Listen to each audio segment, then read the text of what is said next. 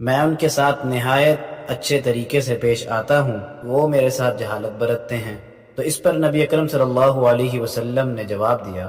کہ اگر تو ایسا ہی ہے جیسا تو کہتا ہے تو گویا ان کے چہروں پر سیاہی پھیر رہا۔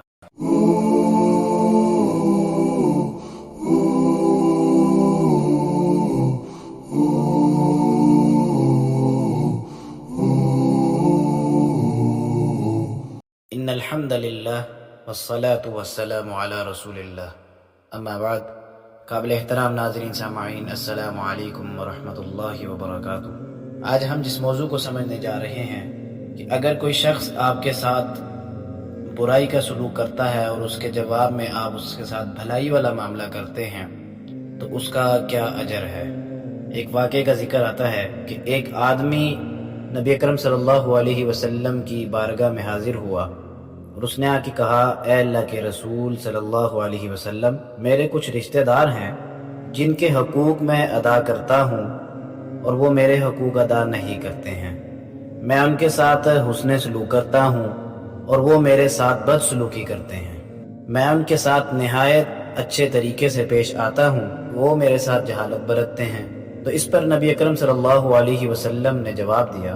کہ اگر تو ایسا ہی ہے جیسا تو کہتا ہے تو گویا ان کے چہروں پر سیاہی پھیر رہا ہے،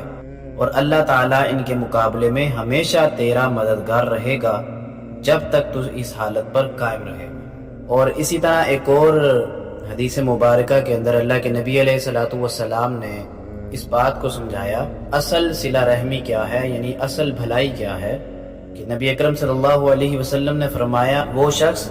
جو بدلے میں رشتہ داری کا لحاظ کرتا ہے وہ مکمل درجہ کی صلہ رحمی کرنے والا نہیں ہے۔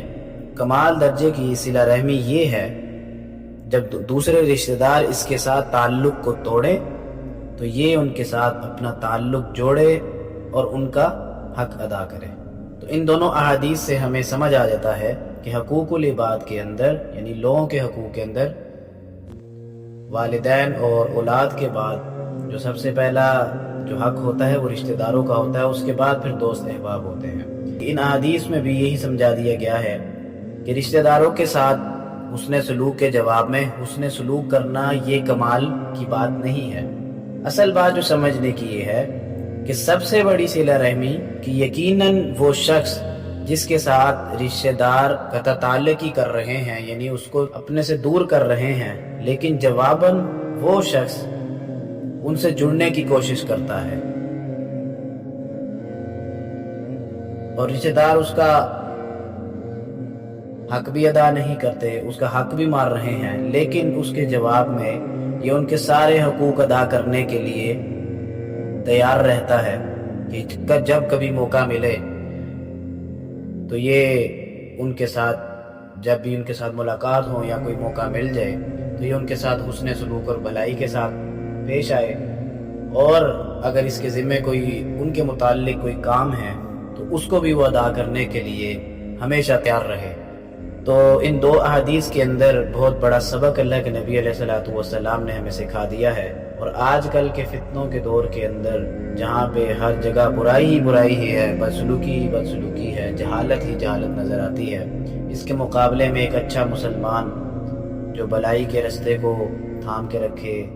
اس کے بعد حسن سلوک اور حسن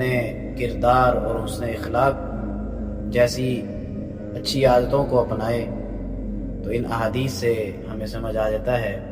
کہ قیامت کے دن اللہ تعالیٰ کے آگے اس کا بہت اچھا مقام ہوگا اور اس کو جنت کے اندر بھی